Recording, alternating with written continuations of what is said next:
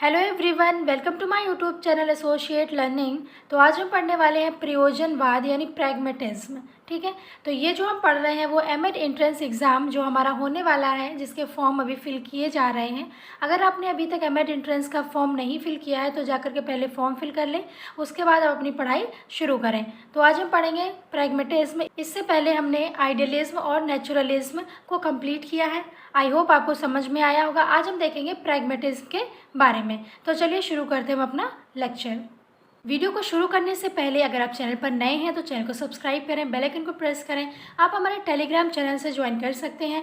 Telegram channel में सभी videos के लिंक प्रोवाइड किए जाते हैं। जो भी टीचिंग वैकेंसीज आती हैं उसकी भी इंफॉर्मेशन आपको वहाँ पर प्रोवाइड हो जाती है। ठीक, अगर आपको कोई पर्सनल क्वेरी है तो आप ये व्हाट्सएप नंबर पर मैसेज या कॉल करके पूछ सकते हैं। यहाँ पर आपको पीयूष सर अवेलेबल मिल जाएंगे। बहुत बच्चों को फॉर्म फिलिंग में दिक्कत आ रही है, तो अगर आपको फॉर्म फिलिंग में दिक्कत आ रही है तो आप ये जो नंबर है इस पर मैसेज कर दीजिए। तो वहाँ पर आपको पीयूष सर जो भी आपको प्रॉब्लम है उसका सॉल्यूशन दे देंगे। ठीक है। प्रयोजनवाद यानी प्रैग्मेटिज्म। प्रयोजनवाद प्रैग्मेटिज्म शब्द की उत्पत्ति ग्रीक भाषा के प्रैग्मा शब्द से हुई है। तो जो प्रैग्मेटिज्म शब्द है उसकी जो उत्पत्ति है वो कहाँ से हुई है? ग्रीक भाषा से। ग्रीक भाषा के जो प्रैग्मा शब्द है उससे हुई है। इम्पोर्टेंट है ये, जिसका अर्थ है क्रिया अथवा किया गया कार्य। और प्रैग्मेटिज्म का जो अर्थ है वो क्या है? क्रिया या अथवा किया गया कार्य। जो कार्य किया गया है वही क्या है? प्रैग्मेटिज्म है। विद्वानों के अनुसार यह शब्द ग्रीक भाषा के प्रैग्मेटिकोस शब्द से लिया गया है, जिसका अर्थ है व्यवहारिकता अथवा उपयोगिता। तो विद्वानों ने बोला कि जो हमारा प्रैग्मेटिज्म शब्द है वो ग्रीक भाषा के प्रैग्मेटिकोस शब्द से लिया गया है और जिसका अर्थ क्या है? व्यवहारिकता अथवा उपयोगिता। तो ये दोनों चीज़ें आपके लिए इम्पॉर्टेंट हैं। नेक्स्ट है, अतः इस विचार के अंतर्गत क्रियाशीलता तथा व्यवहारिकता को महत्वपूर्ण स्थान दिया गया है। क्रियाशीलता क्यों? क्योंकि जो हमारे प्रैग्मेटिज्म है उसका अर्थ क्या है? क्रिया या फिर किया गया कार्य। प्रयोजनवादियों का अटल विश्वास है कि पहले क्रिया अथवा प्रयोग किया जाता है, फिर इसके फल के अनुसार विचारों अथवा सिद्धांतों का निर्माण होता है। इसलिए प्रयोजनवाद को प्रयोगवाद अथवा फलवाद के नाम से भी पुकारा जाता है। तो इसमें पूछ सकता है कि प्रयोजनवाद को और किस नाम से जाना जाता है? तो क्या प्रयोगवाद और फलवाद के नाम से भी इसको जाना जाता है। अब जो प्रयोजनवादी थे वो बोलते थे कि जो क्रिया है यानी कि जो किया गया कार्य है वही क्या है? अटल विश्वास है। जो काम हम कर रहे हैं, जो काम क्रिया में है वही क्या है? सत्य है। ठीक है। नेक्स्ट हम देखेंगे, प्रयोजनवाद को फलवाद इसलिए कहा जाता है क्योंकि इस विचारधारा के अनुसार प्रत्येक क्रिया का मूल्यांकन उसके परिणाम अथवा फल के अनुसार निश्चित किया जाता है। प्रयोजनवाद का नारा है परिवर्तन। ठीक है, तो सबसे पहले तो आपको ये समझ में आ गया होगा कि फलवाद क्यों कहा जाता है। यानी प्रयोजनवाद का जो दूसरा नाम है वो क्या है? फलवाद और फिर प्रयोगवाद, दो नाम है उसके। और इस विचारधारा का मूल्यांकन किया जाता है, यानी कि अगर आपने कोई क्रिया की है यानी आपने कोई काम किया है उसका मूल्यांकन होगा, उसके परिणाम देखे जाएंगे कि जो आपने क्रिया की थी उसके क्या क्या परिणाम है और अथवा फल के अनुसार निश्चित किया जाता है। इसीलिए इसका नाम क्या रखा गया? फलवाद।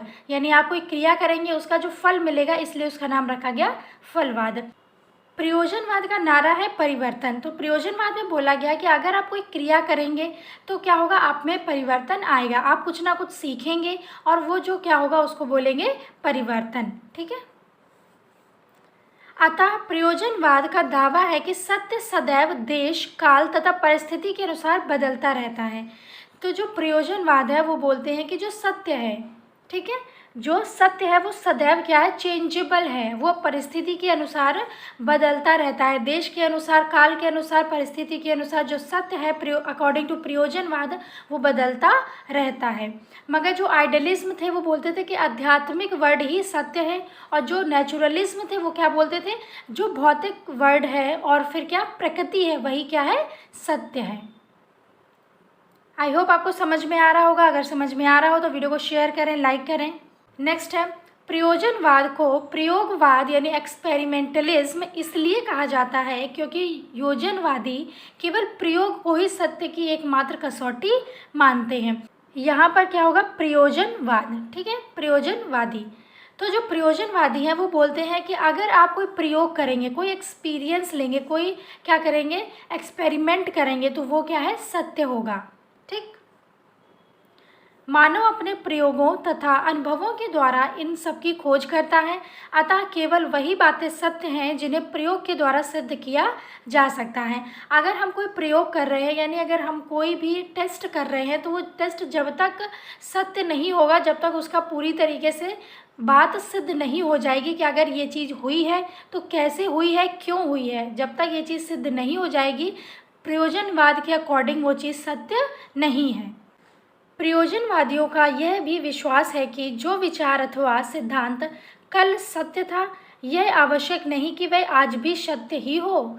ऐसी स्थिति में कोई भी निश्चित अथवा प्रचलित सिद्धांत समस्त संसार को प्रगति पथ से नहीं रोक सकता।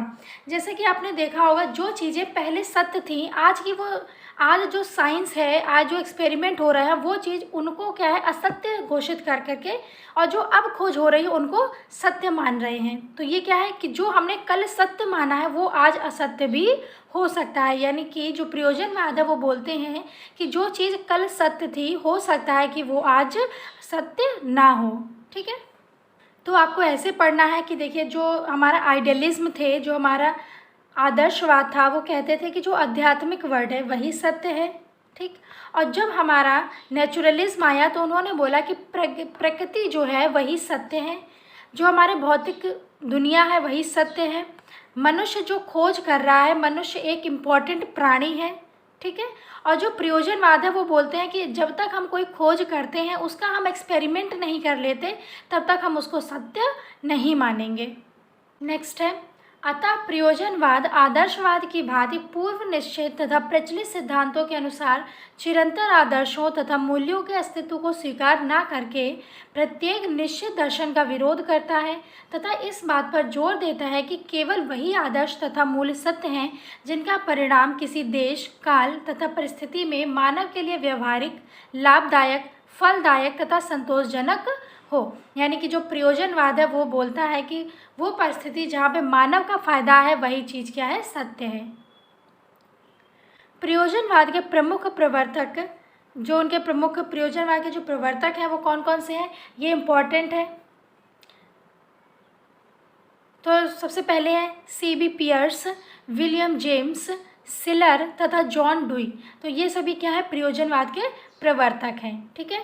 नेक्स्ट हम देखेंगे प्रिंसिपल ऑफ प्रैग्मेटिज्म, प्रयोजनवाद के प्रमुख सिद्धांत।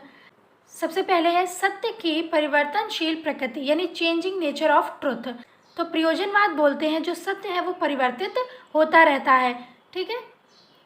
वर्तमान तथा भविष्य में विश्वास, faith in present and future.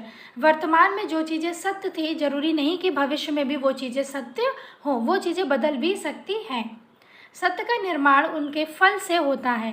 Truth is formed by it's result. सत्य जब तक सत्य नहीं है, जब तक उसका कोई परिणाम नहीं आ जाता। जब वो खोज करेंगे, उसका एक्सपेरिमेंट करेंगे, अगर वो चीज़ सही है तो उसका एक्सपेरिमेंट क्या होगा, सही होगा, और वो चीज़ निकल करके आएगी, और तभी वो मानेंगे कि ये चीज़ सत्य है। नेक्स्ट है सामाजिक परंपराओं एवं प्रथाओं का विरोध, opposition of social customs and traditions.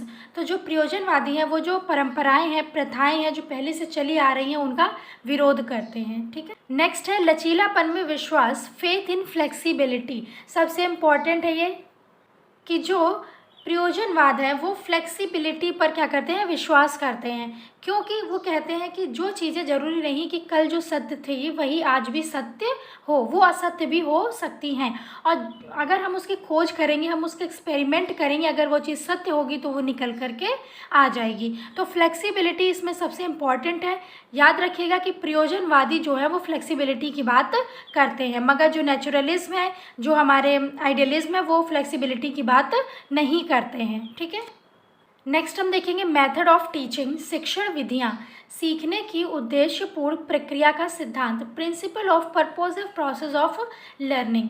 बच्चे उन्हीं क्रियाओं में रुचि लेते हैं जिनसे तत्कालीन उद्देश्य प्राप्त होते हैं, अतः उन्हें जो भी शिक्षा दी जाए तो उसके तत्कालिक जीवन से जुड़ी हो। यानी कि जो भी उन्हें शिक्षा दी जा रही वो उनके जीवन से जुड़ी होनी चाहिए और उनका फल भी उसको मिलना चाहिए।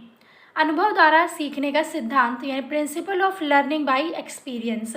बच्चे रटने के बजाय अपने अनुभव के माध्यम से या स्वयं करके सीख सकते हैं। लर्निंग बाय डूइंग, उनको लर्निंग बाय एक्सपीरियंस और लर्निंग बाय डूइंग से सिखाना चाहिए। तो ये बातें हमारी मेथड ऑफ टीचिंग में नेचुरलिज्म में भी यूज़ हुई थी। सीखने की प्रक्रिया में एकीकरण का सिद्धांत, principle of integration in learning process.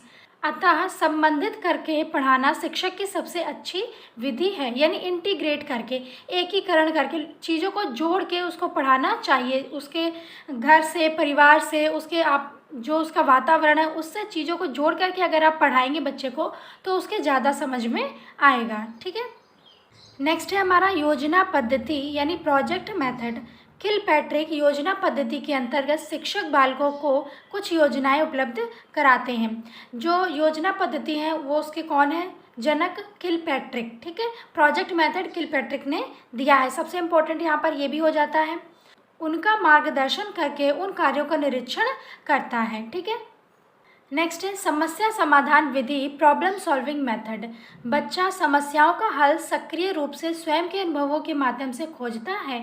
तो जो बच्चे हैं वो अगर अपना कार्य खुद कर रहे हैं तो वो अपने अनुभवों से भी अपने जो उनकी समस्याएं आ रही हैं उसकी जो खोज है वो कर सकते हैं। तो समस्या समाधान विधि, प्रॉब्लम सॉल्विंग मेथड एक बहुत अच्छा मेथड है जिससे हम बच्चों को अच्छे से सिखा सकते हैं और उनको ये भी महसूस करा सकते हैं कि वो कोई भी परेशानी आ जाए वो खुद से उसको सॉल्व कर सकते हैं।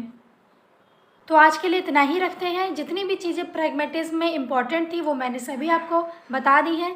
अगर आपको वीडियो अच्छी लगी हो तो वीडियो को लाइक करें, शेयर करें, सब्सक्राइब करें। Stay connected. मिलते हैं नेक्स्ट वीडियो में, तब तक के लिए थैंक यू।